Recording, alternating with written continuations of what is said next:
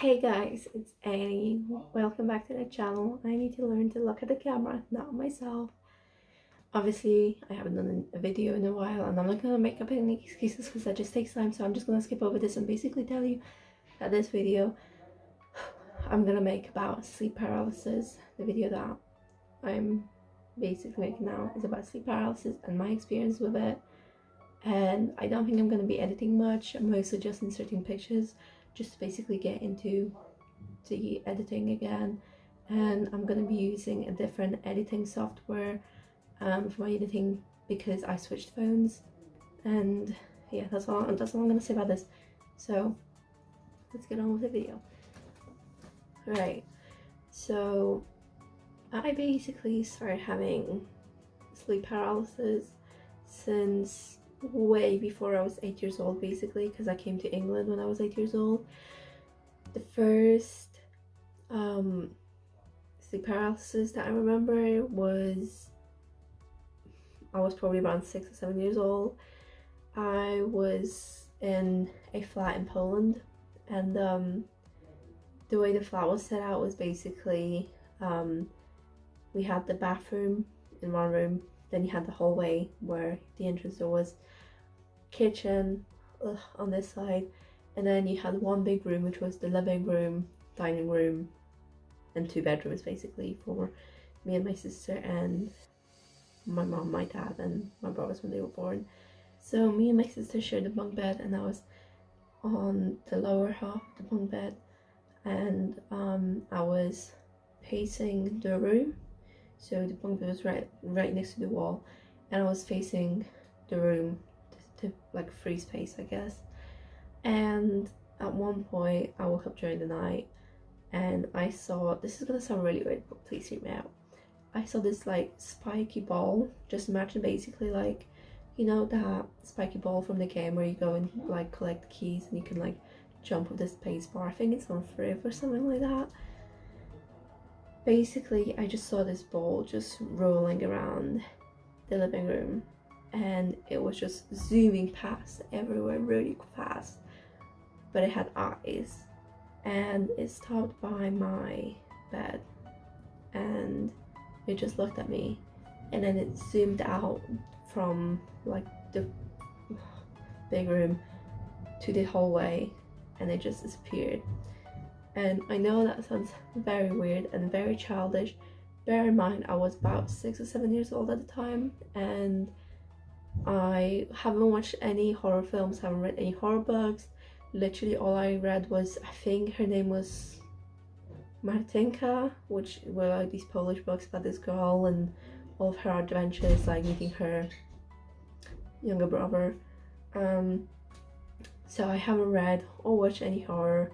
The only horror thing I've ever seen by that time was probably this jump scare where that my aunties and my uncle showed me, where you had this car coming from the hills and then it just started driving and then it went past the camera basically, and then it just this like lady just appeared and she just like screamed really loudly.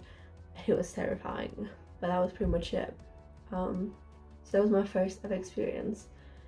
One of my most vivid experiences of sleep paralysis was, I was in my room. I used to have a bed over there, but I broke the bed. I had the wooden bed with like wooden planks, and I broke the planks. I broke like 3 of them. So they had to, like my parents had to get rid of the planks, and I just basically had 2 mattresses instead of like a bed frame, and then it was just like the bed frame around the mattresses but nothing underneath the mattresses basically. And I was on my back, I was sleeping on my back, and I looked to my right and there was a man just kneeling next to me, and I could recall this man very vividly. He didn't have any like specific facial features or anything, but he did have like, oh, what did they call it, like a fedora hat, I think it was, something like that, you know, like a detective hat, and it's like trench coat, And the way I saw it was like this really kind of like brown trench coat and brown hat, but the man underneath the clothing was just a shadow basically. There was no facial features or anything. He stood really tall. As you can see, my door is over here. Basically, the moment I looked over to him, he disappeared from next to me and appeared next to my door, and he was just short enough just to fit through that frame. So he must have been about like 6 foot probably, and it was terrifying, and I couldn't move throughout this whole time. I know it was sleep paralysis because I couldn't move.